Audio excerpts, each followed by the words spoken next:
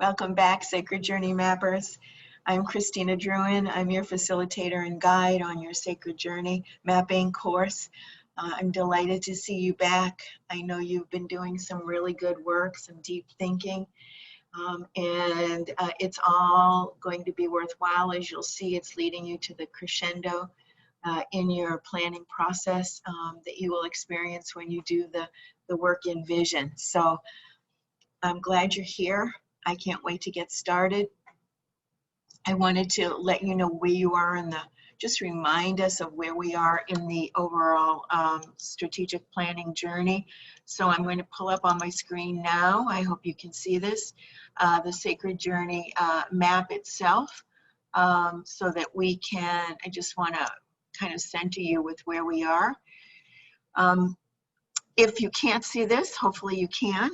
If you can't, it's on page 10 in your Dear God, Where Do We Go From Here workbook. But let's just run through it really quickly just to center ourselves with where we are in the process. So you've done the really good and deep work in core values and mission discernment. You've identified what you stand for in your core values, and you've answered the question, why do I exist? Those two key elements are foundational to the rest of your journey map. They don't change every time you engage and embark on a new sacred journey of 3 or 5 years. This one is for 3 years, your next one may be for 5 years, but focusing on this one for 3 years, these values and mission that you've already discerned will be the ground that you stand on even when you engage in your next sacred journey mapping experience with a new vision. So you've done that good work. You've also focused on your personal priorities. You've examined where your opportunities and your challenges are in the 4 growth quadrants of self, relationships, work, and your impact on the world. You have sorted through the things that are distracting or the things that can be postponed till another planning cycle. And you've emerged from a fixed mindset, if you were stuck there, into a growth mindset where you're looking at this next phase of life as an opportunity to stimulate your growth and opportunities for growth, and to let go of assumptions and self-limiting beliefs that have held you back and make decision-making difficult. So you've identified priority areas in each of those 4 quadrants. So let's just push the pause button and say, yay, congratulations. Not easy work, not easy work. I know there was some deep thinking involved, especially in the prioritization of and the abandonment maybe of assumptions that have been self-limiting and given you concern about where you might go. Maybe you've abandoned the thinking that you're not enough. Maybe you've abandoned the thinking that you're not worth it. Maybe you've abandoned the thinking of the assumption that you have to fix all your flaws before you can take advantage of opportunities. I'm hoping that somewhere in that short list of growth points that I hope you've experienced, that something resonates with you, and if not, I hope you have embarked on a new one, something different that is strictly unique to you. So, work in core values, check. Work in mission, check. Work in setting personal priorities, check. So now we get to ask the question, what does the future look like? I love this question. I love this part of the process because it's infused with hope. So we can't have a vision of the future that is constructive and aspirational without having hope for the future. So this is a pivotal point in your journey. This is actually the beginning of your plan itself. So everything leading up until this point has laid the foundation for your plan, and this is the actual beginning of your plan. So in sacred journey mapping, we get to ask the question from a divine point of view versus the traditional secular question around vision would be, if I could have the future of my dreams and the impact I most desire, what does success look like for me at the appointed time in the future, which for us, we're saying 3 years. So the privilege and the holiness and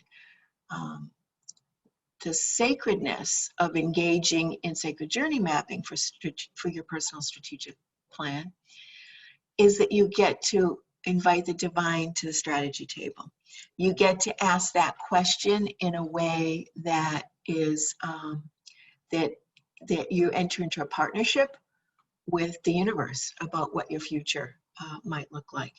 So we're going to talk more about that when we get to the exercise itself. But that, to me, is one of the things that makes this particular step in the process super exciting. So that's the model that we're following. This is where we are right now.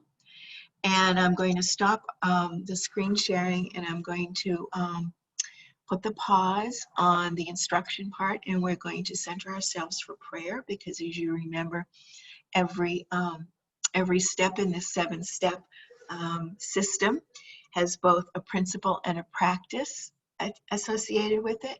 And the principle that's associated with the practice of dreaming God's dream for you is that with God, all things are possible.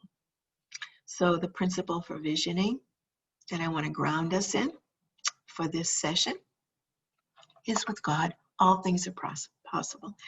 So let's just take a couple of deep breaths, center ourselves, and we're going to say the sacred circle prayer for insight into vision. If you're following along in your Dear God, Where Do I Go From Here workbook, course workbook, it's on page 35.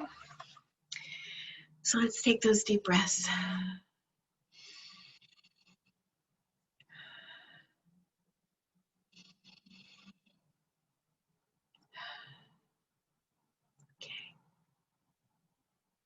Let us pray. Divine Creator of the universe, you have helped us see who we are and the unique purpose to which we have been called. We thank you for these revelations. You have inspired us with possibilities and brought before us issues that will challenge us to stretch and grow. Now we ask you to walk us toward visions of what you have in mind for our futures, given who we are, why we are here, and our best growth opportunities. We know you are a God of order, not chaos, so we are confident that you have a vision of how all things work together for our good. Help us see pictures in our minds of who and what we can become. As you lead and guide us to this place, help us paint a word picture that captures your dream for each of us. Stretch us out of our comfort zones. Help us be bold and courageous, safe in the knowledge you are with us every step of the way. Give us a glimpse of your divine vision for our best future that appeals to our best selves and calls us to become all you have imagined us to be. Help us know that with God, all things are possible. Assure us that all is well. As we work on our own and together in this sacred circle, allow your divine spirit to inspire all of us to reflect your love for each of us. Amen.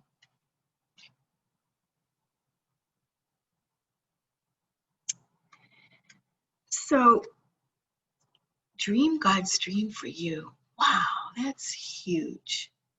What a privilege. You know, the whole basis of the sacred journey mapping, one of the key foundational points of it is the premise that, you know, we all, and I've done it as well, we all ask for a blessing, you know, God to bless our decisions after we've made them. The idea in sacred journey mapping is, you know, what if we ask God to guide us in the decision before we made the decision?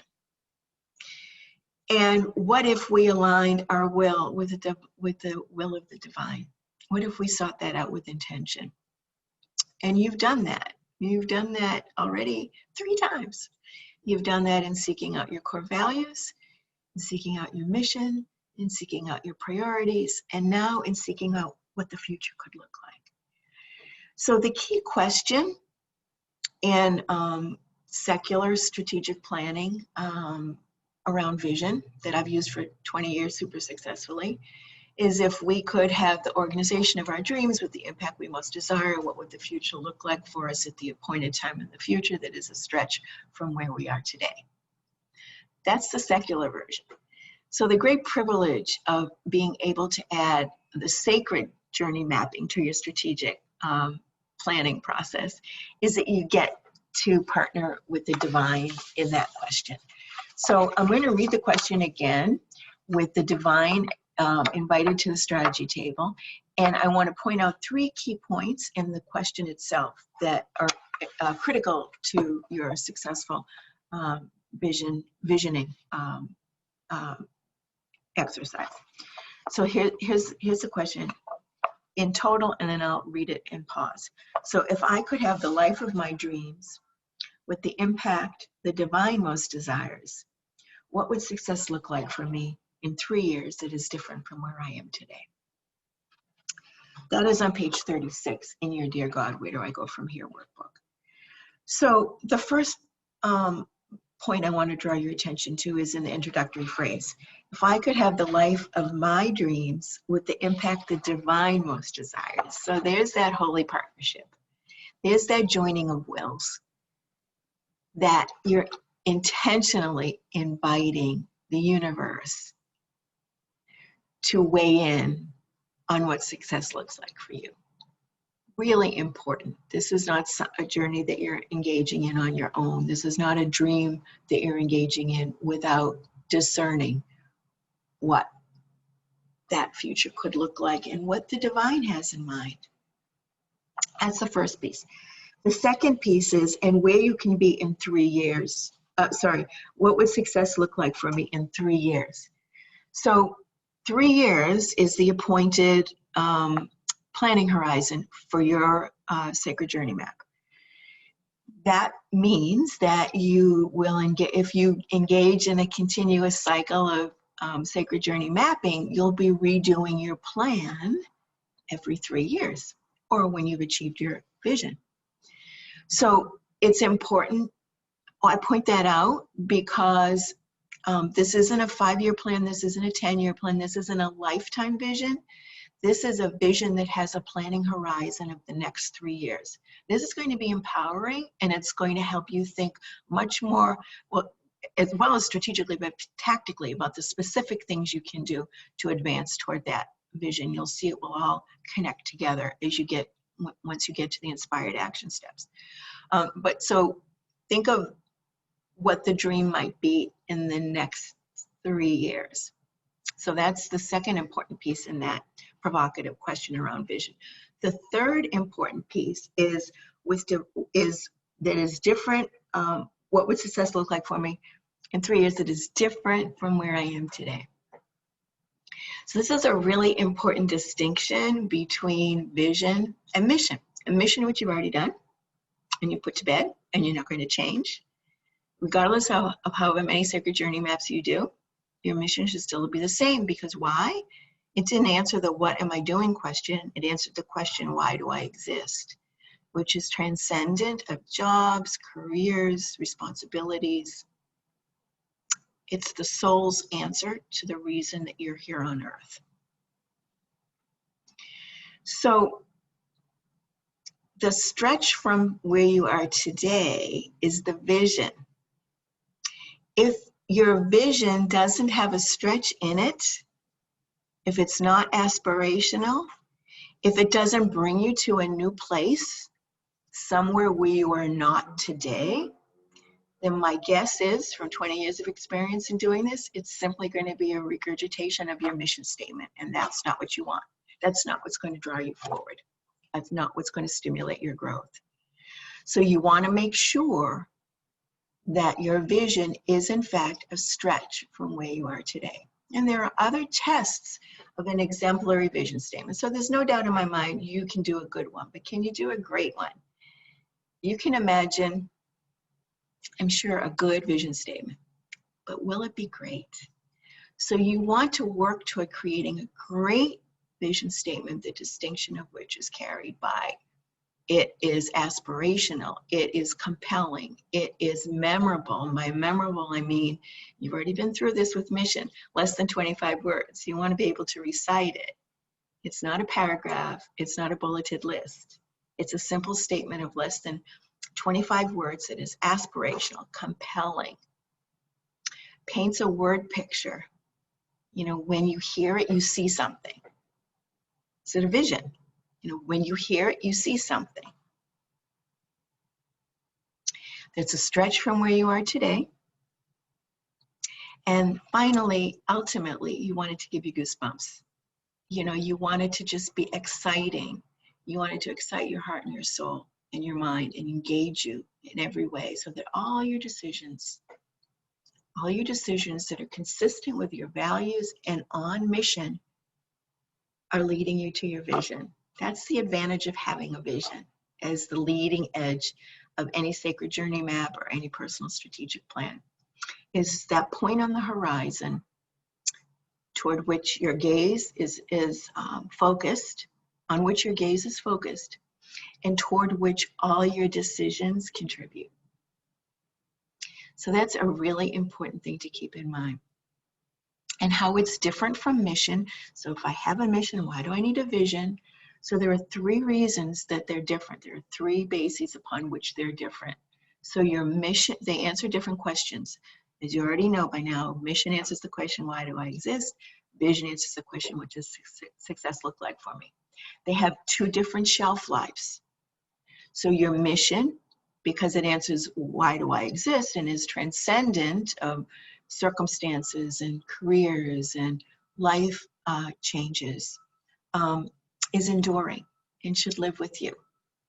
So your mission is enduring. Your vision has the time planning horizon of whatever planning timeline you're on, which for us is 3 years.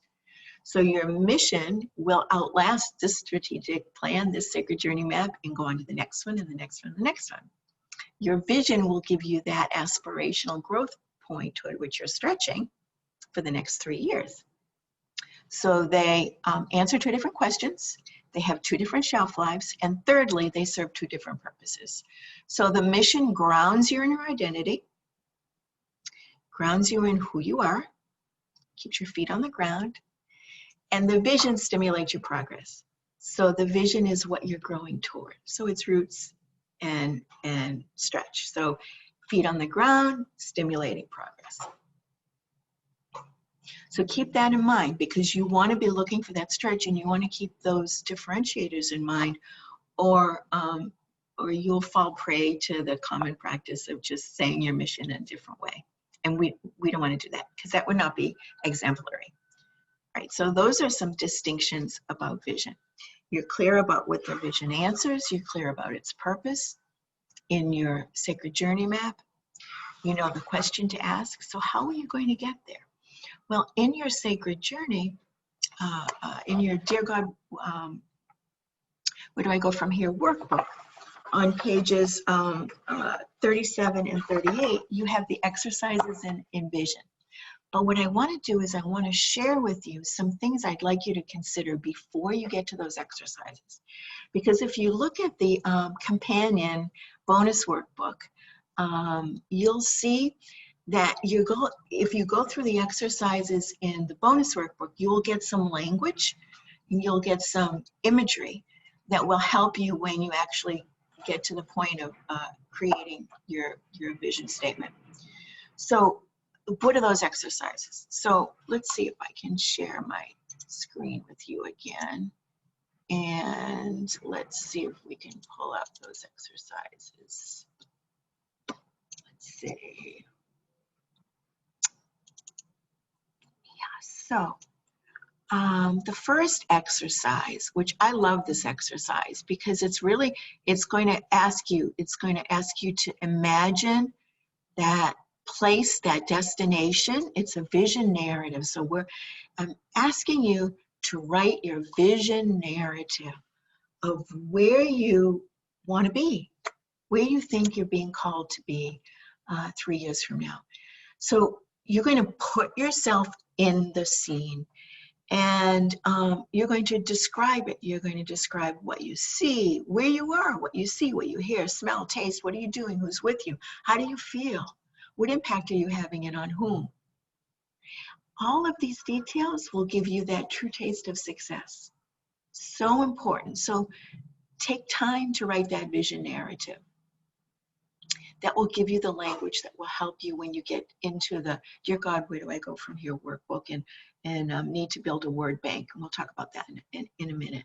So that's the first vision bonus worksheet. The second vision bonus worksheet is asking you to write your future headline. So this is, if you could write a headline for your life 3 years from now, what would that headline be? You see, it's aligned with the vision narrative, which you've already started to do some thinking about.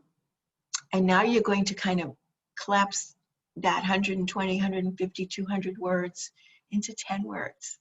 So we're leading you to the point of imagining what a vision might look like for you. So we're going to take it even a step further. We're going to not only ask you to write your vision in 25 words or less, in a headline of 10 words or less, but I'm going to ask you to think about what you need to accomplish in order to achieve that vision. And this is going to poise you for thinking about your goals or your success milestones in later exercises. So I really encourage you to take the time to do both these exercises, both the vision narrative and the future headline, because that deep thinking that you do will poise you to when you get to the vision exercises in Dear God, where do I go from here?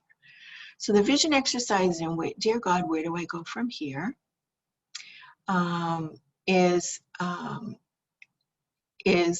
going to be found on page 37, begins on page 37, and this is the vision word bank that I mentioned earlier. So the vision word bank is going to have powerful language in it, which now you're able to draw from your vision narrative and your headline. So you're going to first build a word bank, and then you're going to connect the words in the word bank into a vision statement, a succinct vision statement of less than 25 words. So this is going to be, you might think, to also provoke your thinking, you might think about this bulleted list. A year from now, I will wish I had. 3 years from now, I will wish I had. At the end of 6 months, I will wish I had. So there's this sort of iteration of growth, this stimulation of growth. And then you're going to think about yourself, you in 3 years.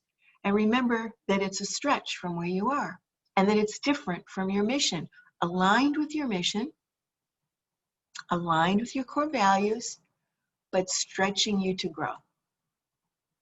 You're going to take your first stab at it, then you're going to apply the tests that I mentioned a couple minutes ago, and then you're going to do a final draft. And that final draft is going to end up in chapter 8 of your Dear God, Where Do I Go From Here workbook. So these, the two bonus exercises and this exercise together are sufficient to help you build your vision statement. But there's something more that if you have time and are inclined, I encourage you to take a further step in your workbook and go to page 40 and actually create a vision board. So you may have heard of vision boards. You may have even done one in the past.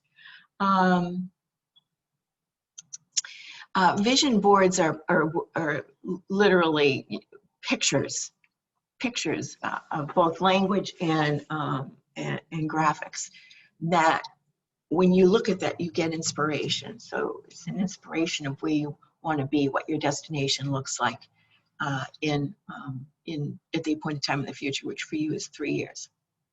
So the language, the vision narrative that you took time to write is going to help you in the creation of that. Your headline is going to help you in the creation of that. You know, vision boards, as I said, have been around for a long time, but only recently have you had access, you know, have we started to think about vision boards in terms of digital vision boards. The digital vision board gives you access to all kinds of things that you wouldn't have necessarily access to in your stash of magazines, which is the normal vision board is created from clippings of existing print material that you may have access to. Now you have access to the whole world of the internet. So explore. Don't limit yourself. Be bold, be courageous, create a digital vision board, which by the way, you could also take a picture of and use as a screensaver, you know, on your phone or your desktop or your whatever device you have with you often. You can print it, you can place it around as inspiration in your space that you live in or work in. So there are lots of things you can do with a digital vision board that, you know, you're limited to when you do the actual tactile traditional vision board that you would carry around with you. So I encourage you to do that. That would be awesome, at awesome depth to your vision experience, and give you something that you can carry forward with you tangibly into your implementation of your sacred journey map. So you can say, okay, oh, that's well and good. I get it. I get the exercises. Thanks for the, you know, the download. Sounds all great, but you know, what does it sound like? What's a personal vision statement sound like? I mean, you know, can you give me some examples? So yes, I can. Thank you for asking that question. Yes, I have brought out a few to share with you today. These came from sacred circles, sacred journey circles that I've done with seekers in the past, folks who are looking for divine alignment and to discern the universe's dream for them. And when I read these to you, I'm going to read also the mission statements to give you some context so you can see the difference that I was pointing out earlier in this session, so that you can see that the mission and the vision answer two different questions, and the vision is in fact a stretch. And where I can, I will articulate for you what that stretch was for that person, so for that particular seeker. So this particular seeker's mission was to and I'm going to put it in the present tense, is to, I exist to help people help themselves. This seeker's vision is, in 2020, I will be a leader of teams that empower people to serve with passion and purpose. So this particular seeker is a therapist. And so you can see the sense of her mission, you know, how it resonates with her soul. She exists to help people help themselves. She didn't say, I exist to be a therapist. She said, I exist to help people help themselves. And she had an upward trajectory in mind of leading teams and carrying her sensibility and her approach to therapy into her teams. So you see the stretch for her is to be the leader, because she wasn't at that point. She was a team member. So the stretch for her was to be the leader and to carry the notion of empowering people into her team. So those were her stretches. This seeker, a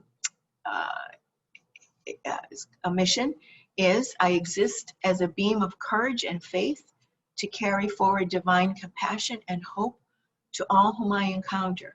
Now this particular seeker had had some really difficult life circumstances, had some tragedy and grief, and was looking to live through that, through that, and leverage that in her future years. So this mission of I exist as a beam of courage and faith to carry forward divine compassion and hope to all whom I encounter is supported and advanced by a vision. I will be joyful again and know that all is well.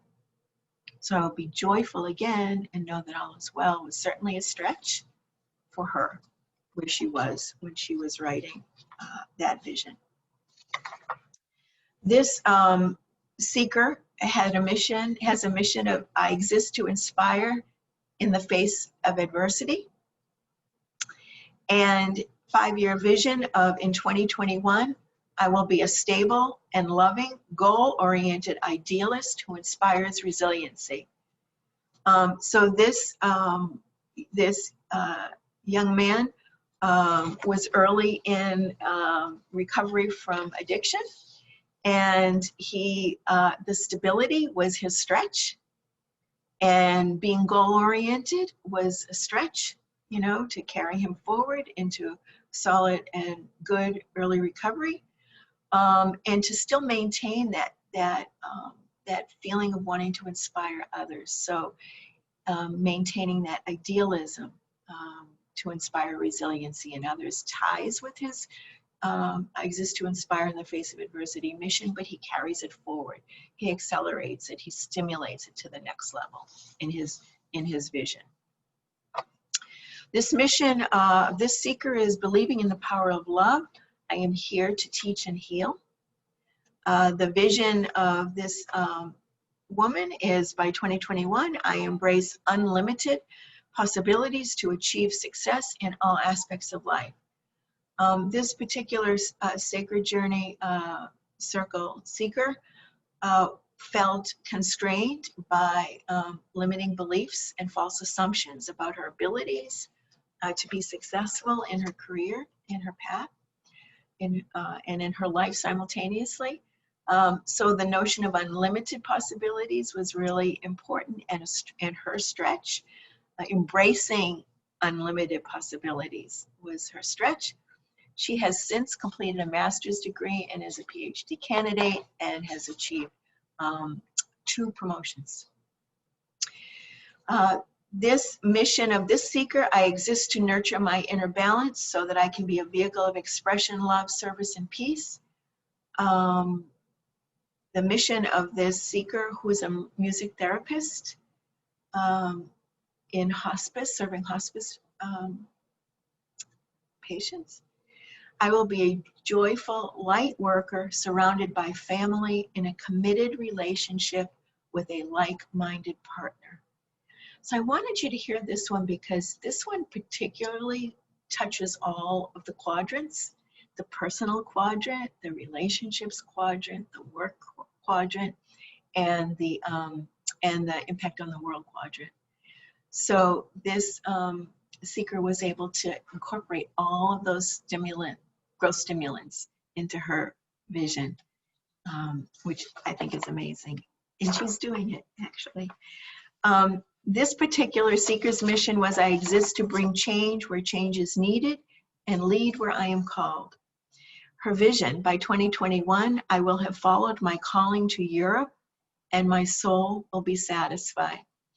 So the context here is this is a woman entrepreneur, former city council member, author, and whose family roots were in Europe and who felt a big gap in her life because she was here in the United States. And I'm happy to report that my Facebook feed this morning held a beautiful video from this seeker showing the gorgeous mountainside landscape of northern Italy, where she now lives. Her daughter is there with her daughter's husband and a new grandbaby, and she's there. Her soul is satisfied. She is in Europe. She has dual citizenship and has in the middle of writing another book. So this is the decisions that she made along the way have led her to the fulfillment of this vision. And finally, my mission is I am a spiritual being whose earthly purpose is to live a God-centered human adventure. My vision is to everyone on my life path, I will be a light bearer and a shining reflection of the divine's living presence among us. So that for me was a stretch when I wrote that vision. I had been in a very dark place of grief over the sudden death of my husband from a massive heart attack.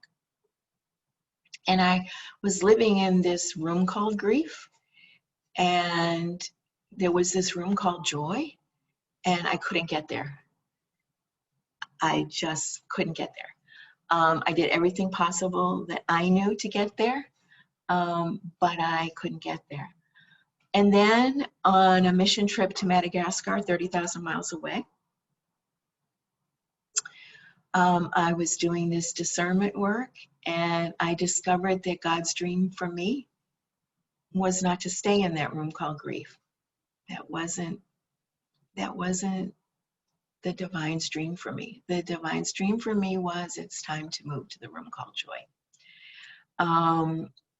And the night sky in Madagascar, you know, wow. I can't even describe to you the moment when it was given to me that it's time, you know, and that the distance between my head and my heart, a mere 18 inches, took me 8 years to traverse. When I was 30,000 miles away, I got it, you know, and it has in fact driven every decision I've made. It drove my Sacred Journey map. It still drives every decision I make. And it is what was truly aspirational for me and definitely transformational. So your vision can be transformational. It can take you to a new place, a place that you may not even know is there for you, but the universe does. So trust the process, engage in the activities, go in with an open mind and an open heart, and a soul thirsty for wisdom and truth, and you will find it. There's no doubt in my mind. You will find it. I can't wait to see what you find. I can't wait to see where your destination is. I'm so excited.